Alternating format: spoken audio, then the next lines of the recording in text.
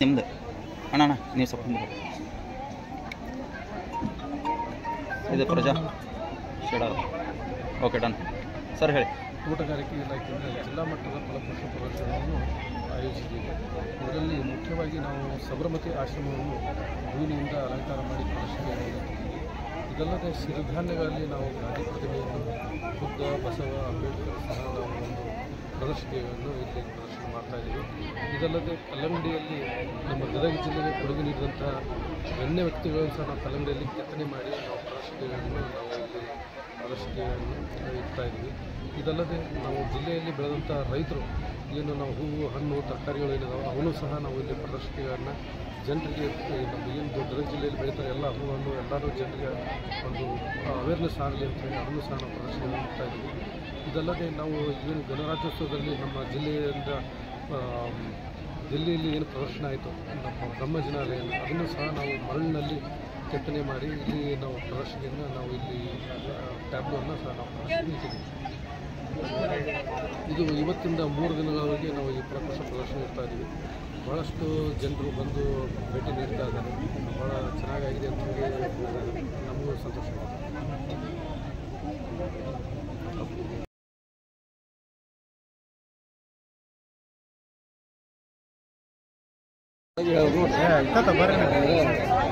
ನಮಸ್ಕಾರ. ಇವತ್ತಿನ ದಿನ ನಮ್ಮ 2024 ಸಾಲಿನ ಫಲಪುಷ್ಪ ಪ್ರದರ್ಶನ ಅಂಗವಾಗಿ ನಮ್ಮ ರೈತರ ಬೆಳೆದಂಥ ಬೆಳೆಗಳಾದ ತೋಟಗಾರಿಕೆ ಬೆಳೆಗಳಾದ ಮಾವು, ದ್ರಾಕ್ಷಿ ಮತ್ತು ಪಪ್ಪಾಯ, ದಾಳಿಂಬೆ ಮತ್ತು ತರಕಾರಿ, ಅದರ ಜೊತೆಗೆ ಮತ್ತು ವಿಶೇಷವಾಗಿ ಡ್ರ್ಯಾಗನ್ ಫ್ರೂಟ್ಸು, ಆಮೇಲೆ ಸ್ಟಾರ್ ಫ್ರೂಟ್ಸು, ಆಮೇಲೆ ಪ್ಯಾಷನ್ ಫ್ರೂಟ್ಸು, ಆಮೇಲೆ ತರಕಾರಿಯಲ್ಲಿ ಬೆಳೆಯುವಂಥ ಬದನೆ ಮತ್ತು ಟೊಮ್ಯಾಟೊ ಮತ್ತು ನುಗ್ಗೆ. ಸೊ ಈ ಥರ ನಾವು ಮುಂಡ್ರಿ ತಾಲೂಕಿಂದ ನಾವು ರೈತರ ಬೆಳೆದಂಥ ಬೆಳೆಗಳು ತೊಗೊಂಬಂದು ನಾವಿಲ್ಲಿ ಸಾರ್ವಜನಿಕ ವೀಕ್ಷಣೆಗೆ ಇಟ್ಟಿದ್ದೀವಿ.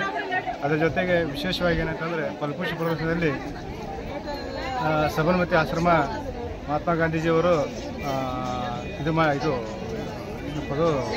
ಸಬರಮತಿ ಆಶ್ರಮ, ಅದರ ಜೊತೆಗೆ ಆ್ಯಪಲ್ ಟೆಂಪಲ್,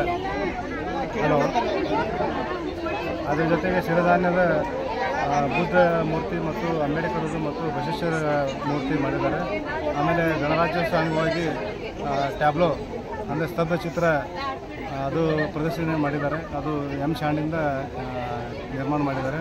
ಆಮೇಲೆ ವೆಜಿಟೇಬಲಲ್ಲಿ ರಂಗೋಲಿ ಅಲಂಕಾರ ಮಾಡಿದ್ದಾರೆ. ಅದರ ಜೊತೆಗೆ ಮತ್ತು ಹೂವಿನಿಂದ ಮಾಡಿದಂಥ ರಂಗೋಲಿ ಇದೆ. ಇನ್ನಿತರ ವಿವಿಧ ಸುಮಾರು ಒಂದು 100ರಿಂದ 150 ತಳಿಗಳು ಹೊಂದಿರುವಂಥ ಹೂವುಗಳು ಇಲ್ಲಿ ಜೋಡಲ್ಪಟ್ಟಿದೆ. ಹೀಗಾಗಿ ಮತ್ತು ಸಾರ್ವಜನಿಕರು ಎಲ್ಲ ಇದನ್ನು ವೀಕ್ಷಣೆ ಮಾಡಿ ಸಂತೋಷ ವ್ಯಕ್ತಪಡಿಸಿದ್ದಾರೆ ಅಂತೇಳಿ ನಾನು ಈ ಮೂಲಕ ಹೇಳ್ತೀನಿ. ಎಸ್